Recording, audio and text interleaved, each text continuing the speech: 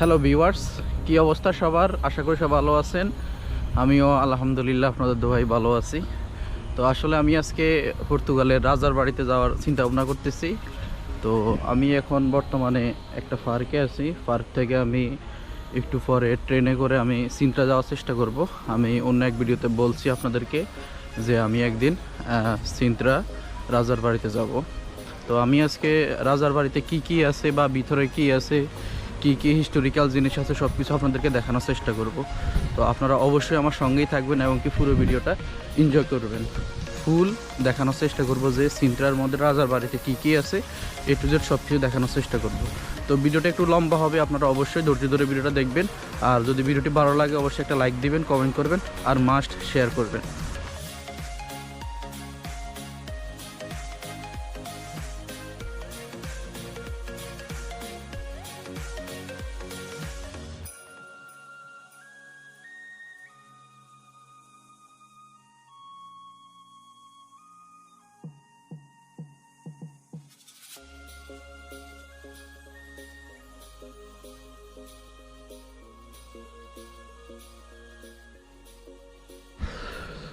তো ফ্রেন্ডস, আমি এখন আছি সিন্ত্রা রাজার বাড়ির কাছে। তো আমি আজকে আপনাদেরকে পুরোটা দেখানোর চেষ্টা করবো যে আসলে রাজার বাড়ির ভিতরে কি আছে। বা আমরা কিন্তু প্রায় অনেক উপরে আছি, এখানে আপনি দেখলে বুঝতে পারবেন যে এটা আমরা কতটা উপরে আছি। তো আমি আজকে সুন্দর সুন্দর কিছু ভিউ দেখানোর চেষ্টা করব, তাহলে আপনারা বুঝতে পারবেন যে আসলে জায়গাটা কতটা জোস।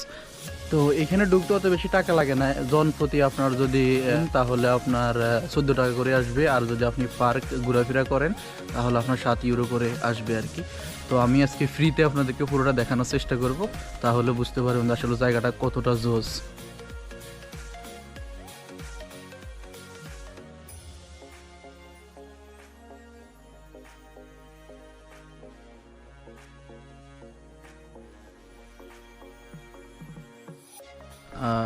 এই দেখতে পাচ্ছেন ওভারভিউটা, আপনাদেরকে একটু দেখাই।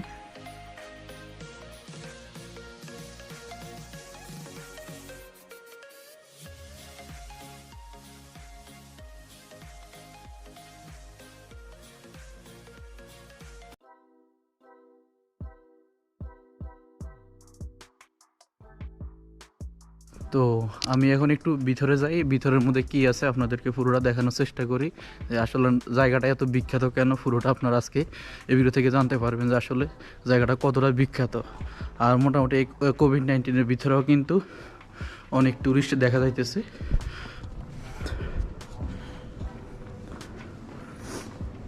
এই হচ্ছে ভিতরের অবস্থা।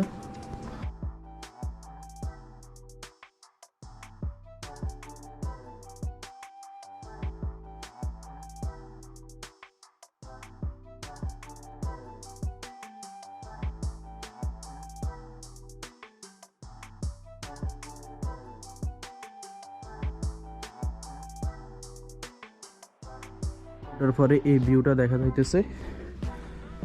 আর আমি যদি একটু সামনে যাই, দেখেন আসলে জায়গাটা কতটা জোস।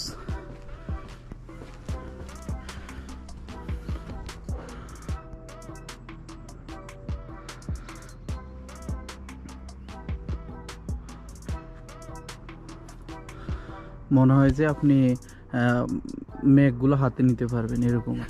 আর একটু উপরে গেলে আপনারা বুঝতে পারবেন যে আমি কতটা উপরে আছি। দেখেন প্রায় মনে হয় যে আসমান আমাদের একদম কাছাকাছি আর কি। তো আমি আর একটু উপরে উঠি, দেখি ওইখানের মধ্যে কি আছে। এদিকে পর্তুগালের ফ্ল্যাগ আর প্লাস কিছু ভিউ পাওয়া যায়।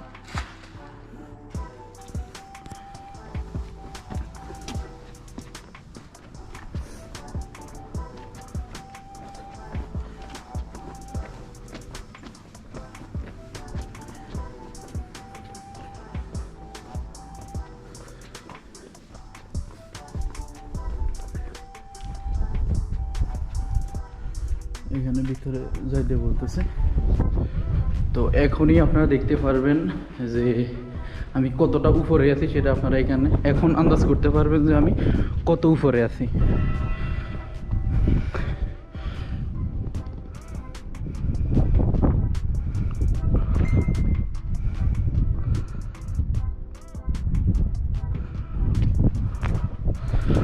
অবশেষে সেই কাঙ্ক্ষিত ভিউটা দেখেন। আমি কত উপরে আছি, আসলে বাতাসের কারণে কথা নাও বোঝা যাইতে পারে ভালো করে, তারপরে ভিউটা এনজয় করেন। এখানে প্রায় মনে হয় আসমান আমাদের একদম কাছাকাছি। সূর্য মামারাও দেখতে পাচ্ছেন।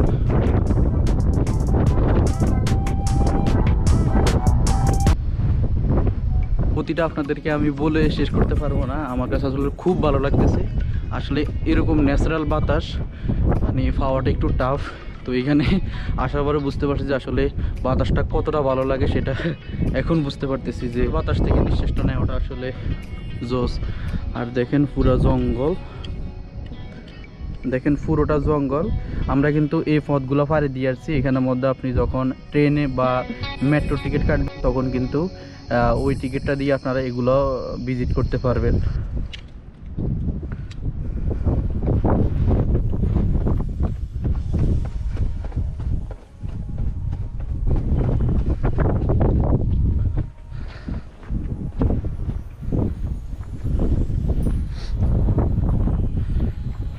দেখেন অনেক সুন্দর জায়গাটা। এখানে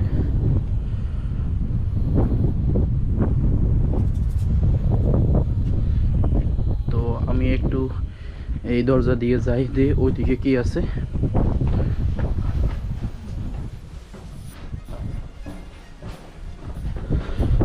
ওয়াও, খুবই ভয়ঙ্কর প্লেস, অবশ্যই বি কেয়ারফুল ভাবে হাঁটাচলা করবেন।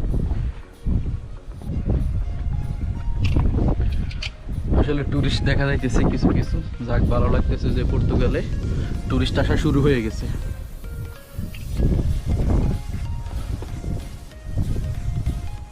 ওয়াও,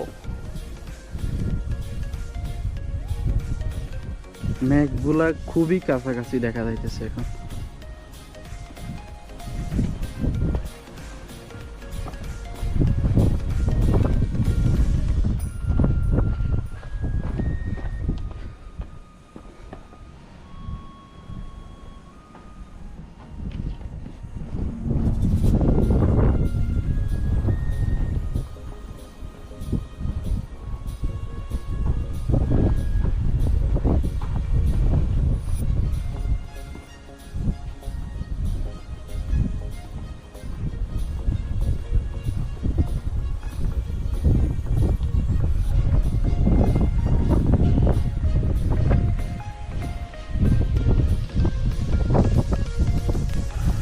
ওয়াও, অবশ্যই সেই ভিউটা।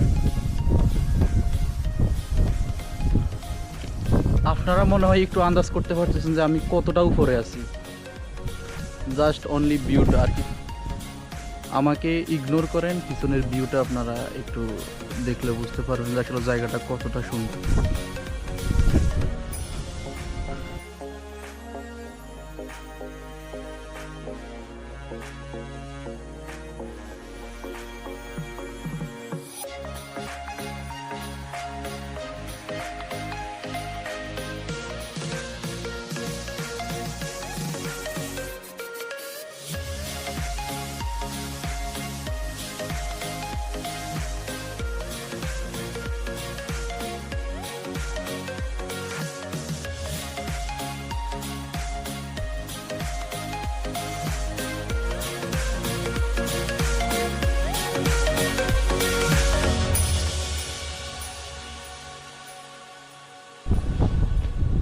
আমি এত উপরে আছি যে আমার এখন বর্তমানে ঠান্ডা লেগে গেছে আর কি। এরকম বাতাস, এরকম ঠান্ডা আসলে এখন যেহেতু সামার চলতেছে, তারপরেও এখানে আসার পর এখন বুঝতে পারছি যে এখনো ঠান্ডা পড়তেছে, তো এই জন্য জ্যাকেটও নিয়ে আসছি।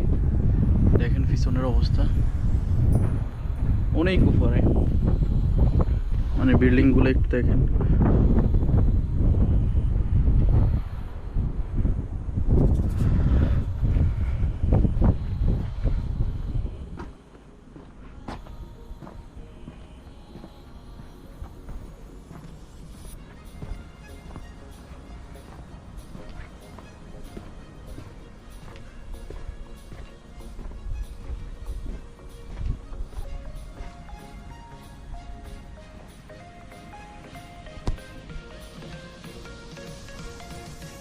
এই ফুলগুলো থেকে একটা আলাদা সুন্দর একটা গ্রান আসতেছে।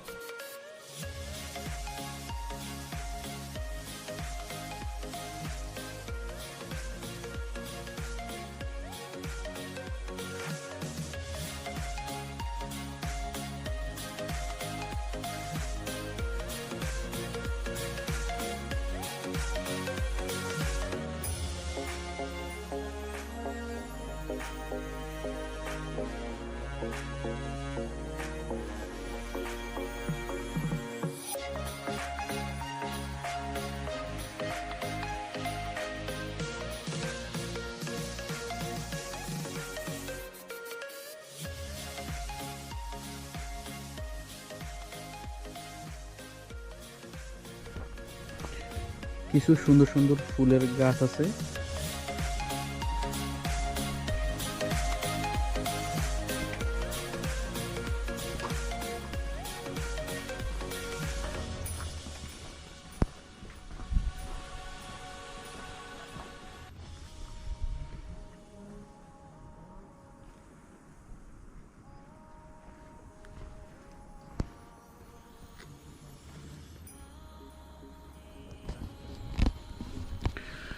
এ হচ্ছে ওভারঅল সিনটার ভিতরে এবং কি বাইরের অবস্থা। আসলে অনেক কিছু কোভিড-19 কারণে বন্ধ আছে, বিদায় কিন্তু আপনাদেরকে দেখাতে পারতেছি না, সরি। এটার জন্য আমি নেক্সট টাইম যখন আসবো তখন আপনাদেরকে ফুল দেখানোর চেষ্টা করবো ইনশাল্লাহ। অতি শীঘ্রই সবাই দোয়া করবেন যেন সব কিছু নর্মাল হয়ে যায়, তাহলে আমরা খুব তাড়াতাড়ি নেক্সট ব্লগের মধ্যে আপনাদেরকে সব কিছু দেখাতে পারবো।